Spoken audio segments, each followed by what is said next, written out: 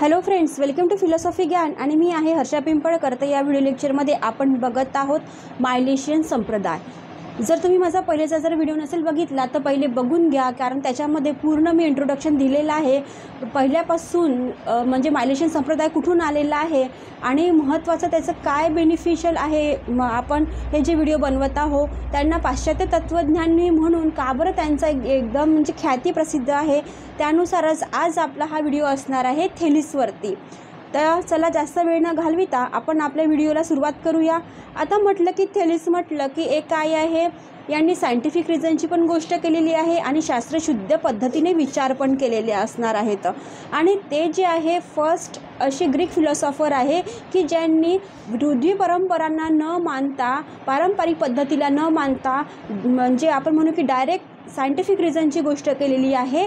आणि म्हणून हे जे थेलिस आहे यांना जगप्रसिद्ध, यांची काय आहे ख्याती प्रसिद्ध आहे जगामध्ये। आणि म्हणूनच त्यांचे जे मूल तत्व आहे ते म्हणतात की विश्वाच्या चराचरामध्ये जे मूल तत्व आहे ते काय असणार आहे, जल असणार आहे, म्हणजे काय असणार आहे, पाणी असणार आहे। आणि पाणीलाच काय म्हणतात, आप म्हणतात। ठीक आहे, आपल्याला तहान लागली तर आपण काय पितो, पाणी पित असतो। कुठलंही काम जर करायचं असेल तर आपण कशाची गोष्ट करतो, पाण्याचीच गोष्ट करतो, ओके नाही। आणि म्हणून त्यांना वाटलं की या सृष्टीच्या मूल तत्वाची जर गोष्ट करायची आहे तर कुठून बनलेलं आहे, तर ते म्हणतात पाण्यापासून बनलेलं असणार आहेत। आता आपण पहिलेचा जर व्हिडिओ तुम्ही बघितला असेल की त्याच्यामध्ये मी सांगितलेलं आहे की ग्रीक जे आहे शहर आहे, आपण म्हणून की खूप सुख समृद्धी एकदम भरमसाठ, त्याच्यामध्ये काय म्हणून आपण जे श्रीमंत लोक राहतो ते रिच होतं एकदम। तर त्याच्यामध्ये ते म्हणतात की त्यांनी गोष्ट कशाची केलेली आहे, समुद्राच्या बेटाच्या कडे ते एक काय म्हणून आपण ते शहर बसलेलं होतं, म्हणून त्यांनी नेचरची गोष्ट केलेली आहे। आणि सुख समृद्धीने काय होतं ते भरपूर होतं, पण तरी पण सुख समृद्धी असूनसुद्धा त्यांच्यामध्ये त्यांनी पण अंधकार बघितलेला होता, असे ते इथे म्हणत असते। आणि म्हणून असं त्यांनी नेचरची जेव्हा गोष्ट केली तर त्यांना वाटलं की विश्वाचे मूल तत्व काय आहे, तर ते आहे पाणी असणार आहेत। चला थेलिसच्या ते आता आपण काय आहे ते बघून घेऊया। थेलिस कोण आहे, काय आहे। तर आता फर्स्ट जो आपला फिलॉसॉफर आहे, ग्रीक फिलॉसॉफर आहे, तो आहे थेलिस असणार आहे। तर थेलिस हे काय आहे, पश्चिमेच्या मानव जातीतील पहिले असे शास्त्रज्ञ होऊन गेलेले आहे की जे यांनी शास्त्रीय शुद्ध तात्विक दृष्टीने काय केलेलं आहे, विचार केलेला आहे। आणि म्हणूनच त्यांना महामानव म्हटल्या जात आहेत। याला पण काही हरकत नाही असं म्हणण्याला। आणि म्हणूनच ते म्हणतात की विश्वशास्त्र घडविणाऱ्या मायलेशियन संप्रदायाचं त्यांना काय म्हटलं जाते, आदी संस्थापक म्हटलं जाते, फाउंडर म्हटलं जाते। म्हणजे मायलेशियन संप्रदायांचा आपण म्हणून की त्यांनी काय केलेलं आहे, त्यांना उत्पन्न केलेलं आहे। आणि म्हणूनच त्यांना काय म्हटलं जाते, आदी संस्थापक म्हटलं जाते। थेलिस व त्यांच्यानंतरचे जेही तत्वचिंतक यांनी पण तत्वज्ञानाला एकदम काय केलेले आहे, वेगळं वळण लावण्याचा प्रयत्न केलेला आहे। म्हणजे रूढी परंपराला न मानता त्यांनी पण एक नवीन दृष्टिकोनातून विचार करण्याचा त्यांनी पण एक कस धरलेला आहे। थेलिस विषयी सर्वांना फारच आदर वाटत होते, का बरं, कारण त्यांना थेलिसला हे कसे तत्वज्ञानी होते की ज्यांना आकाशामध्ये जे सप्तऋषी असतात त्यामधले एक ऋषी समजायचे, सप्तऋषीमधलं एक ऋषी समजायचे। तुम्ही जर आकाशामध्ये बघितलं का तुम्हाला असे 7 तारे दिसतात आणि सगळ्यांना माहिती आहे की त्याला आपण काय म्हणू, सप्तऋषी म्हणत असं, म्हणजे ते 7 ऋषी आहे, त्यामधलं सप्तऋषीमधला एक ऋषी आहे। हा ऋषी म्हणजे याचं काय मिनिंग होते, शहाणा माणूस असं होत असते, अशी त्यांची ख्याती विश्वविख्यात इथे आपल्याला दिसत असते। आता ते म्हणतात त्यांचा जन्म कधी झाला, ख्रिस्तपूर्व 624 मध्ये झाला असावा आणि ख्रिस्तपूर्व 550 मध्ये ते निवर्तला, म्हणजे मृत्यू झालेले असले पाहिजे ना। ते असामान्य प्रज्ञेचा व मर्मदृष्टीचा विचारवंत होता। म्हणजे बघा, प्रज्ञेचा म्हणजे काय, असामान्य प्रज्ञेचा काय, तो विचारवंत होता आणि मर्मदृष्टीचा विचार करणारा होता। याचाच अर्थ काय, ते वेगळ्या विचाराचे होते। त्यांनी नैसर्गिक दृष्टिकोनातून जेव्हा विचार मांडलेला आहे म्हणून त्यांना काय म्हटलं जाते, मर्मदृष्टीचे म्हटलं जाते। आणि ख्रिस्तपूर्व 585 मध्ये जे सूर्यग्रहण झाले त्याचे अचूक त्यांनी काय केलेले आहे, भविष्यवाणी केलेली आहे। म्हणजे त्यांचे विचार पारंपरिक दृष्ट्या न राहता त्यांनी काय केले, एकदम वैज्ञानिक दृष्टिकोनातून विचार केला आहे, शास्त्रशुद्ध पद्धतीने विचार केलेला आहे। कोणाच्याही बुद्धिमत्तेला न जुमानता आपली बुद्धिमत्ता कशी आपण काय म्हणून आपण त्याचा उपयोग कसा केला पाहिजे आणि सगळ्यांपेक्षा वेगळं कसं दिसलं पाहिजे असं इथे त्यांना सांगायचं असणार आहे। आणि म्हणूनच त्यांना एक अत्यंत श्रेष्ठ काय म्हटलं जाते, वैज्ञानिक म्हटलं जाते आणि शास्त्रीय दृष्टीने विचार करणारा पुरुष म्हटल्या जात असते। आणि त्यांना बरीच शास्त्रे अवगत होती, त्यामुळे त्यांचे लिखाण बघितलं तर असं काहीच त्यांनी लिखाण लिहिलेलं नाही आहे, म्हणजे बुक जे आहे ते लिहिलेली नाही आहे, ग्रंथ लिहिलेला नसणार आहे. तर आणि म्हणूनच मात्र त्यांचे जेही म्हटलेलं आहे, जेही केलेलं आहे ते कोणी म्हटलेलं आहे, हेरोडोटस यांच्या जे इतिहास लेखनावरून आपल्याला कळत असते. म्हणजे थेलिस यांनी असं वेगळं काही ग्रंथ मांडलेलाच नाही, त्यांचे लिखाण काहीच उपलब्ध नाही आहे.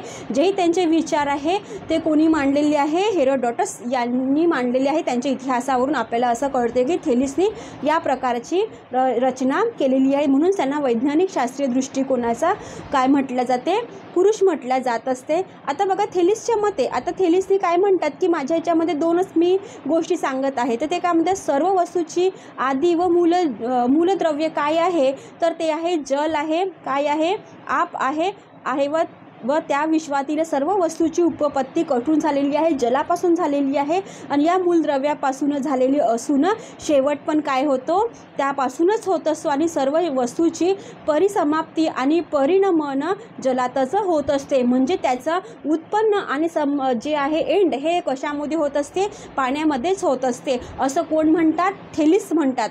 सेकंड पॉईंट आहे ते म्हणतात की पृथ्वी ही कशी आहे, तपकिडीसारखी आहे. म्हणजे एक सपाट तपकिडी असते आणि त्याच्यामध्ये ती काय असते, पाण्यावरती फ्लोटिंग करत असते, म्हणजे तरंगत असते. म्हणजे तुम्ही एखादी काय घ्या, प्लेट घ्या, जसं प्लॅस्टिकची प्लेट पाण्यावर तरंगते, तर ती काय असते, त्याचा पृष्ठभाग काय असतं, प्लेन असला पाहिजे आणि ती काय असली पाहिजे, ते पाण्यावर तरंगते असं त्यांना काय वाटतं, आभास म्हणजे त्यांना वाटत होतं की आपली पृथ्वी काय आहे, एका सपाट तपकिडीसारखी आणि ती पाण्यावरती तरंगत असते असं त्यांना सांगायचं आहे. आता बघा आधुनिक विज्ञानाच्या दृष्टिकोनातून याकडे जर आपण बघितले तर आपल्याला हे हास्यास्पद वाटतं की असं पृथ्वी काही पाण्यावर तरंगत असते का, फ्लोटिंग करत असते का. आपण बघितलं की पृथ्वी तर काय आहे, एक आपण म्हणू गोल पण नाही, असं अंडाकारसारखं असणार आहे. आणि मग जर त्यांनी म्हटलं की पृथ्वी सपाट आहे आणि ते पाण्यामध्ये तरंगतात, हे तर आपण काय म्हणू, आपल्याला हसू येण्यासारखीच गोष्ट आहे. वैज्ञानिक दृष्टिकोनातून जर असा विचार केला तर हे काय आहे, हास्यास्पद असं म्हटलं जाते. मात्र थेलिसचे वैशिष्ट्य मात्र असे होते की त्यांच्या पूर्वी केवळ स्वैर कल्पना विहार करणाऱ्या व पौराणिक निर्बंध कल्पनांवर आधारलेल्या धार्मिक उपपत्ती मांडणाऱ्या लोकांहून त्यांची दृष्टी विचारसरणीही भिन्न होती. आताच पहिलेच म्हटलं की थेलिसचे जे विचार आहे हे पौराणिक कल्पनावादी एकदम, म्हणजे काहीतरी बोलायचं आणि करायचं असं नव्हतं. म्हणजे पौराणिक जे म्हणतात की काल्पनिक विचार करणारे नव्हते, असं नव्हतं. तर त्यांची जी विचार करण्याची शक्ती काय होती, ही शास्त्रीय दृष्टिकोनातून ते विचार करत होते. कशातून, शास्त्रीय दृष्टिकोनातून विचार करत होते आणि समप्रमाण दृष्टीचा व पद्धतीचा त्यांनी काय केलेला, अवलंब केलेला असणार आहे. आणि यापूर्वी अतिनैसर्गिक व अपार्थिव शक्तीच्या आधारे नैसर्गिक घटकांचे विवरण न करता त्यांचे नैसर्गिक शक्तीच्या आधाराने त्यांनी काय केलेलं आहे, नैसर्गिक शक्तीच्या आधाराने विवरण करण्याचा इथे प्रयत्न केलेला आहे. आणि त्यांना आप म्हणजे जल किंवा पाणी हे या विश्वाचे आदी आणि मूल तत्व असे त्यांनी म्हटलेले असणार आहे असे वाटते. काय त्यांना स्वाभाविक आहे. आता बघा तुम्ही ज्या परिस्थितीमध्ये वागणार आहे किंवा आपण म्हणून की एखाद्या तुम्हाला आपण काय म्हणू एखाद्या नैसर्गिक ठिकाणी तुम्हाला ठेवलं तर तुमचे जे विचार करण्याची शक्ती काय आहे तशीच राहणार आहे. जसं आपण म्हटलं की ते जंगल पता चला आहे, तो जो आहे ना मोगली नावाचा जो असते ना, काय असते मोगली नावाचा एक आहे हो की नाही, तो म्हणते ना जंगल पता चला आहे, चड्डी पहन के फुल खिला आहे. आता त्याचं जे बालपण आहे ते सगळं जंगलामध्ये होत असते. म्हणून जंगलामध्ये राहून सुद्धा तो हिंस्रक प्राण्यामध्ये राहून सुद्धा त्याची आचार विचार करण्याची शक्ती, त्याची बोली भाषा, त्याची राहणसहान कशामुळे होते, प्राण्यांसारखीच होते. लक्षात ठेवायचं. म्हणूनच ते म्हणतात की मी ज्या वातावरणातून आलेला आहे, ज्या परिस्थितीतून आलेला आहोत, एवढी धनाढ्य असून सुद्धा, श्रीमंत असून सुद्धा माझ्या विचारावरती कशाचं, विश्वाच्या आधी मूलद्रव्य कोणतं असलं पाहिजे, तर मला असं वाटते ते असलं पाहिजे पाणी. का बरं पाणी वाटत असेल त्यांना, कारण ते समुद्र बेटावरती राहणारे होते, समुद्र किनाऱ्यावरती हे शहर वसलेलं होतं आणि म्हणूनच त्यांचे विचार असे आपल्याला स्वाभाविकच आहे असं त्यांना वाटत आहेत. आता बघा पाणी हे मुळात अस्तित्वात असले पाहिजे व विश्वातील इतर सर्व पदार्थ त्यांच्यात त्यांच्यातच स्थित्यंतरे होऊन निर्माण झालेली असली पाहिजे अशी त्यांची धारणा होती. आता बघा, पाणी हे मुळात अस्तित्वात असलं पाहिजे. फर्स्टली तर पाणी काय आहे आपल्याला दिसलं पाहिजे आणि काही पाणी आहे तेव्हाच आपण त्याला काय म्हणून सायंटिफिक रिझनची गोष्ट करत आहोत आपण. असं तर काही नाही की सैर कल्पनावादी करून राहिलो, काही पण बोलायचं काही पण सांगायचं नाही. पहिले तर मेन म्हणजे ते काय असतं पाहिजे, प्रत्यक्षात असलं पाहिजे, म्हणजे अस्तित्वात असलं पाहिजे ना. आणि त्याच्यानंतर ते काय आहे, हे सर्व पदार्थ त्यातच स्थित्यंतर होऊन निर्माण झालेली असली पाहिजे ना. आणि अर्थातच पाणी हेच विश्वाचे मूलद्रव्य असावे असे त्यांना वाटत होते. आणि हेच निश्चितपणे सांगणे कठीण आहे की त्याचे कारण असे असू शकते की पाणी काय बरं आहे, तर हे काय आहे, पाणी चंचल आहे. सगळ्यांनाच माहिती आहे पाणी चंचल असते, अस्थिर असते आणि काय आहे, गतिशील असते. सगळ्यांनाच माहिती आहे. आणि म्हणूनच त्यांचे जे निश्चितपणे सांगणे कठीण आहे. का बरं? कारण पाणी चंचल असल्याकारणाने, अस्थिर असल्याकारणाने, गतिशील आहे. आता तुम्हाला माहीत आहे नदी कुठे जाऊन मिळते, समुद्रातच जाऊन मिळत असते. त्यांना थोडंसं पण आपण म्हणू की विहिरीला पाणी नाही लागलं पण एखादा झरणा लागला तर ते काय असते, डायरेक्ट पाणी आपल्या विहिरीला येऊन पोचत असते. आणि म्हणूनच त्यांना असं वाटलं की पाणी चंचल आहे, अस्थिर आहे आणि काय गतिशील आहे आणि विश्वातील बदल व स्थित्यंतरे घडविण्याचे सामर्थ्यही कणामध्ये आहे. तर हे काय आहे, पाण्यामध्येच असणार आहेत. आणि तुम्हाला माहीतच आहे की पाण्याचे रूपांतरण मध्ये होते, बाष्पामध्ये होते, बाष्प किंवा काय ते वाफेमध्ये होते. त्याप्रमाणे त्याचे घनीभवन होऊन पाण्यापासून बर्फही बनू शकते. आता बघा, आता उन्हाळा सुरू झालेला आहे. एका बॉलमध्ये काय करा, पाणी घ्या आणि पाणी कशात ठेवा, फ्रीजरमध्ये ठेवा. फ्रीजरमधून ते काय ते बर्फाचं रूपांतरण होते. बर्फाचं बघा तुम्हाला काय दिसते, दवबिंदू पण दिसते बाहेरून आलेले आणि वाफही दिसते, म्हणजे गरम गरम अशी वाफ चाललेली दिसून पडते. जर नसेल बघितलं तर आता तुम्ही बघा, बर्फ घ्या, त्याचे बाष्प कसे निघतात आणि त्याचे वाफ कशी निघतात हे तुम्हाला कळून येईल. आणि यांचे जे मत आहे, ॲरिस्टॉटलनी यांचे काय मताला स्वीकार केलेला असणार आहे. ॲरिस्टॉटल म्हणतात की थेलीसला पाणी हे विश्वद्रव्य वाटले असणे स्वाभाविक आहे, कारण सर्व वस्तूचे पोषण ज्यातूनच होते आणि त्यातच काय होते, आर्द्रता असते व प्रत्यक्ष उष्णता सुद्धा पाण्यापासूनच निर्माण होते. म्हणजे थेलीसचे जे विचार आहे, पहिले एवढ्या वर्षापासून त्यांचे जे विचार आहे ते आत्ताचे जे आहे वेस्टर्न फिलॉसॉफर आहे ॲरिस्टॉटलला पण मान्य आहे की नाही, पाण्यापासूनच काय होणार आहे, वस्तूचे पोषणाला, म्हणजे आपण म्हणून की सर्व वस्तूचे पोषण करण्याचं सामर्थ्य पण कोणामध्ये आहे, पाण्यामध्ये असणार आहे, जलमध्ये असणार आहे.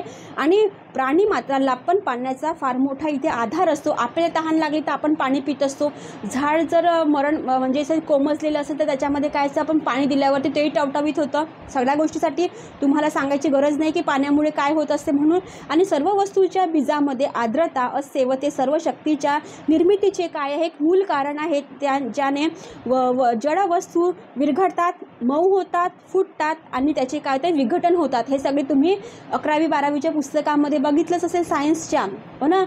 म्हणून ते म्हणतात की पाण्यामध्ये एवढं सामर्थ्य आहे की ॲरिस्टॉटलला पण थेलीसचे मत इथे मान्य करावेच लागले होते. आणि सुट्या वस्तूंना ते एकत्र आणून जोडणे व त्यांच्या अणूंना एकत्र करून घट्टपणा देणे व वेळ पडल्यास वायुरूपही धारण करणे हे जीवनाला व उत्पत्तीला किंवा नवनिर्मितीला अत्यावश्यक आहे असं ते म्हणतात.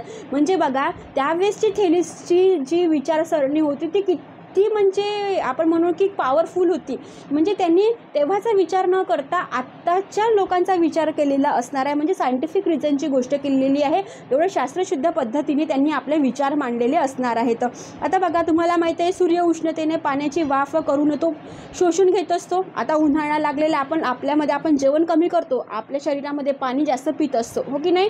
म्हणून म्हणतात नाही की उन्हाळ्यामध्ये आपण जास्त पाणी पिण्याचं कारण काय आहे, ते सूर्य काय असते, उष्ण असते आणि उष्णामुळे काय असते, आपल्या शरीरातलं पाणी शोषून घेण्याची त्यांच्यामध्ये काय असते, ताकद असते आणि त्यांचे मेघ बनतात व पुन्हा पावसाच्या रूपाने ढगातील तेच पाणी जमिनीवर ते पडत असतात.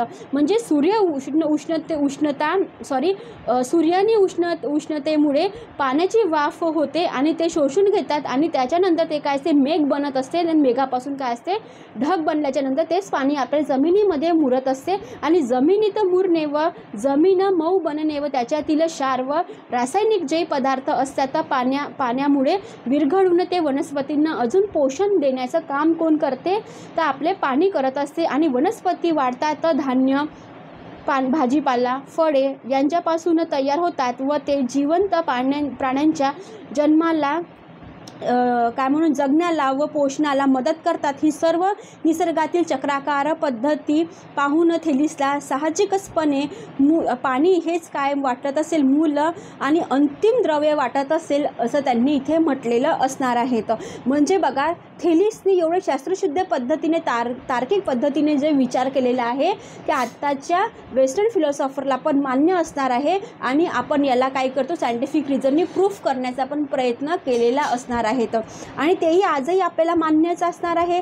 आता बघा, इथे पिक्चरायझेशन केलेलं आहे मी। आता बघा, इथे सूर्य तापलेला आहे, सूर्याची काय होत आहे, पाण्याची वाफ होत आहे, पाण्याची वाफ कुठे जात आहे, वरती चाललेली आहे आणि वरून ढग बनल्याच्या नंतर ती काय असते, खाली येत आहे, हो की नाही। आता बघा, इथे पण काय इथे तापलेला सूर्य आहे, पाण्याची काय होत आहे, वाफ होत आहे, हे जे बिंदू आहे छोटे छोटे कुठे चालले आहे, आभाळामध्ये चाललेले, आकाशामध्ये चाललेले आहे आणि त्या आकाशातून काय होतं, हे पाणी खाली पडत आहे, दिसत आहे।